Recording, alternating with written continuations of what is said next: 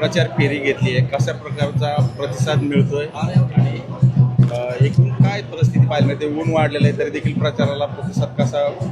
नाही, ही निवडणूक सर्वसामान्यांची निवडणूक आहे. ज्या विचारधारांना स्वर्गवासीय माजी मंत्री विद्यमान आमदार कडले साहेबांनी काम केलं आहे, एकदा नाही तर 6 वेळा निवडून येणं म्हणजे अत्यंत लोकांचा जनाधार असल्याशिवाय माणूस निवडून येऊ शकत नाही. आणि मग तसं कार्य हे कडले साहेबांचं असल्यामुळं त्यांनी कुठंतरी त्या भावनेतनं लोकांना त्यांना निवडून दिलेलं आहे. आणि त्यांच्या जाण्यापूर्वीपासून म्हणजे 2400 निवडणूक विधानसभेची आणि त्याच्यापूर्वी झालेली मार्केट कमिटीची निवडणूक ही समर्थपणे युवा नेते भारतीय जनता युवा मोर्चाचे अध्यक्ष अक्षयदादा कडले यांनी सांभाळलेली आहे.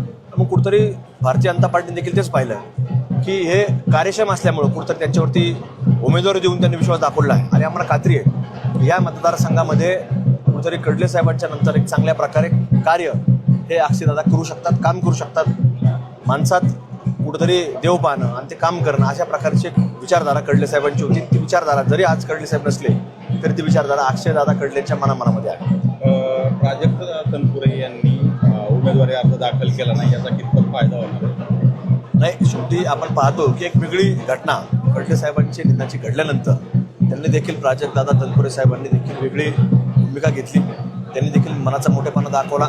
त्यांनी कुठेतरी अक्षयदादाला ते न उभा राहता कुठेतरी एक वेगळा ज्याला आपण समर्थन म्हणू शकतो, पूर्णपणे नाही पण म्हणू तरी शकतो, कमीत कमी आपण समर्थन म्हणू शकतो त्या गोष्टीला की त्यांनी उभा न राहता मोठ्या मनाने आज कुठेतरी मोठं मन दाखवून कडले साहेबांना आदरांजली त्यांनी या उमेदवारी न दाखल करता समर्पित केली आहे.